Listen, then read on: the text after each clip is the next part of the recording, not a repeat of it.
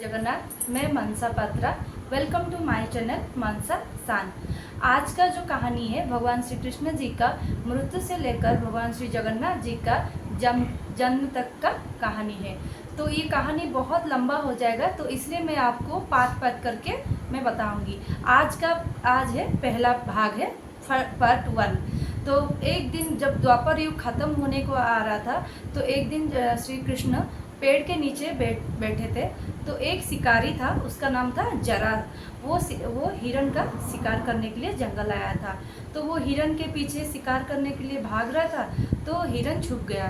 तो श्री कृष्ण जी का जो पैर को देखकर उसको लगा कि ये हिरण का कान है, तो वो समझकर उसने तीर चला दिया।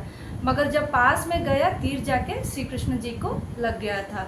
तो वो बहुत रो रहा था, भगवान श्री कृष्ण को बोला कि मुझे क्षमा कर दो, मुझे मृत्यु दंड दे दो, मैंने बहुत बड़ा गलती कर दिया, मुझे क्षमा कर दो, बार बार ऐसे ही बोल रहा था। तब श्री कृष्ण जी ने मुस्कुरा के बोला, ये तो पहले से ही मैंने तुम्हें वरदान दिया था इसका, और मेरा मृत्यु तुम्हारे हाथ में है, ये पहले से ही लिखा हुआ था। तब जरा ने बोला, भगवान मैंने तो आपसे कभी नहीं मिला, तो आपने मुझे कब वरदान दिया?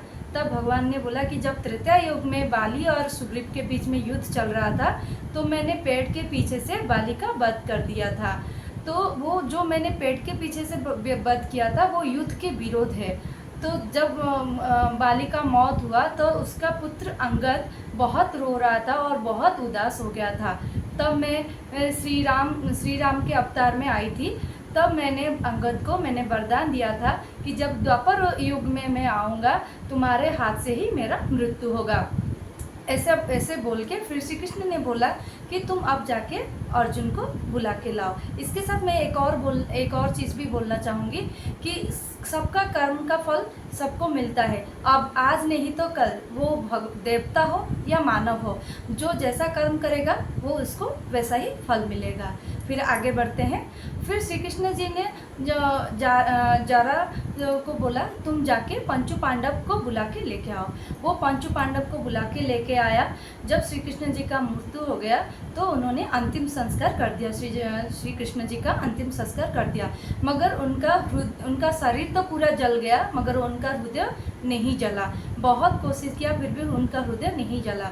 मगर श्री कृष्ण जी का जो हृदय था वो नीला रंग का था। तो उसको अर्जुन ने नदी में बहा दिया।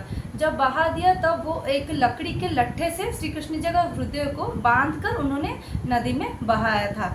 वो लकड़ी का लट्ठा और श्री कृष्ण जी का हृदय जाकर एक किनारे में रखा। वहाँ पे एक ट्राइबल फैमिली रहता था, आदिवासी जनजाति।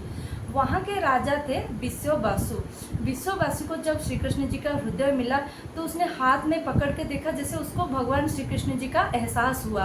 उसने फिर भगवान श्री कृष्ण जी, उनका हृदय नीला था, तो उसने नीला माधव बोल के एक गुम्फा में छुपा के रखता था। वो हर दिन श्री कृष्ण जी का पूजा करता था और नीला माधव के रूप में, और उनको हमेशा फल आहार का प्रसाद के रूप में पूजा करता था। मगर श्री नीला माधव जी को उसने कहाँ रखा, किसी को भी नहीं बताया था।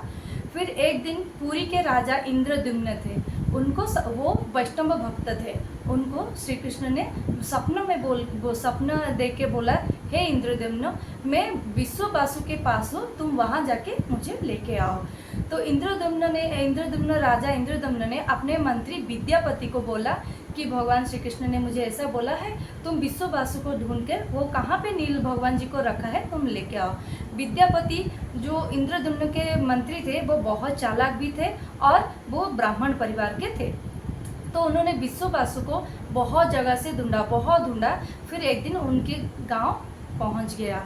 फिर विश्ववासु को जाकर विद्यापति ने बहुत कोशिश किया, उनसे बात किया, मगर उन्होंने कुछ भी नील माधव को कहाँ रखा उनको पता नहीं चला। फिर विद्यापति ने चालाकी करके विश्ववासी की जो बेटी ललिता है, उनसे शादी कर ली। उन्होंने एक दिन ललिता को बोला, मुझे नील माधव जी से मिलना है और तुम कैसे भी करके मुझे उनका दर्शन करा दो। फिर ललिता ने विश्ववासु को जाके बोला कि मेरे स्वामी ने बोला है कि उनको नीलमाधव जी का दर्शन कराना है, आप करा दीजिए। तब विश्ववासु ने बोला कि नहीं, मैं किसी को भी दर्शन नहीं कराऊंगा नीलमाधव का। मगर उनकी बेटी मानने वाली नहीं थी। ललिता हट के अड़ गई, नहीं, मेरे आपको कैसे भी करके उनको दर्शन कराना है। तब विश्ववासु ने बोला ठीक है, मैं दर्शन करा दूंगा, मगर उनके आंख में पट्टी बांध के उनको लेके जाऊंगा और उनको रास्ता भी नहीं दिखाऊंगा। ये रहा पहला भाग। आज मैं दूसरा भाग मैं कल आपको मैं वीडियो बना के आपको भेजूंगी। कैसा लगा ये पार्ट 1 आप मुझे कमेंट करके बताइए। Please subscribe my channel. Thank you. जय जगन्नाथ।